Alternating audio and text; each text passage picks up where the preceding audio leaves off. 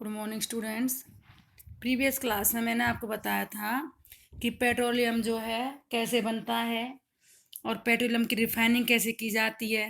ठीक है बेटा, उसमें बताया था कि उसका फ्रैक्शनल डिस्टिलेशन होता है, हाई टेम्परेचर वाले नीचे रह जाते हैं बॉटम पे और लो टेम्परेचर वाले ऊपर इकट्ठे हो जाते हैं, जो पेट्रोलियम के प्रोडक्ट्स होते हैं, कॉन्स्टेंट्स होते हैं।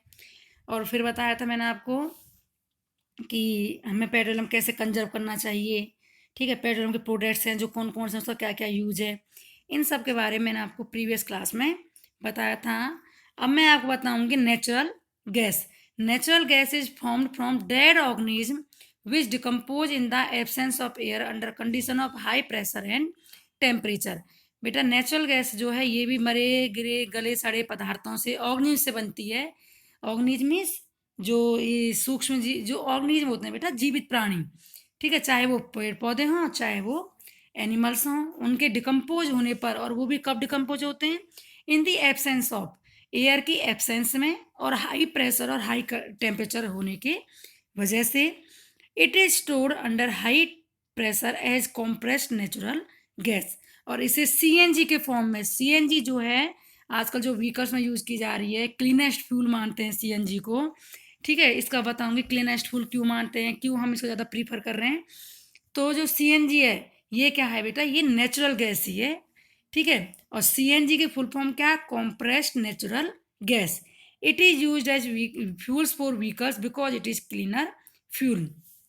इसे क्लीनर फ्यूल बोला मीन्स लेस पॉल्यूटिंग। ये पॉल्यूशन बहुत कम फैलाता है बेटा।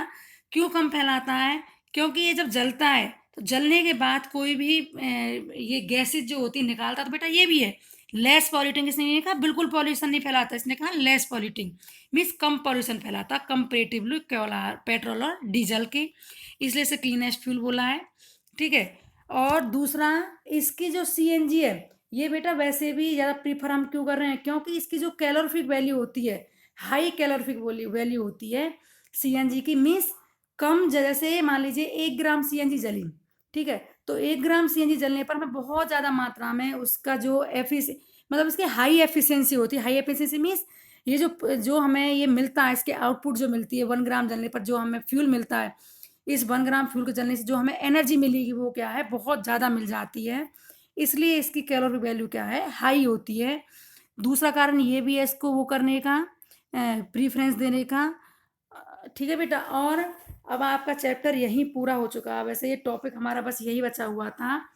तो एक बार मैं आपको जो पिछला हमारा चैप्टर था जो मैंने आपको पूरा कराया, इसको रिमाइंड करा देती हूँ। इसमें क्या था, सबसे पहले हमारे क्या थे, रिन्यूएबल और नॉन रिन्यूएबल सोर्सेज थे। रिन्यूएबल क्या होते हैं, जो हम अगेन एंड अगेन प्राप्त कर सकें, जो खर्च ना हो। ठीक है, अनलिमिटेड क्वांटिटी में हो, जैसे सनलाइट है, विंड है। ठीक है, ये सब हमारे क्या थे, वाटर है, ये सब क्या थे, रिन्यूएबल। नॉन रिन्यूएबल जो लिमिटेड क्वांटिटी में और ख़त्म हो जाएंगे अगर हम उन्हें ज़्यादा बहुत ज़्यादा खर्च करेंगे, जैसे कोयला है, पेट्रोल है, डीजल है। कोयला पेट्रोल नॉन रिन्यूएबल के अंदर क्यों आया था, क्योंकि इनको बनने में अरबों साल लग जाते हैं। मैंने आपको ये बताया था कि अरबों साल कैसे कैसे लगे, कैसे कैसे बना, कोयला किससे बना, पेट्रोल किससे बना।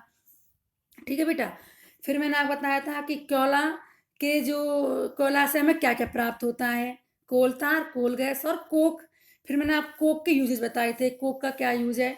कोक का सबसे ज़्यादा यूज क्या है, स्टील बनाने में यूज होता है। और दूसरा ये एक्सट्रैक्शन ऑफ मेटल्स, मेटल्स को एक्सट्रैक्ट करने के भी काम आता है।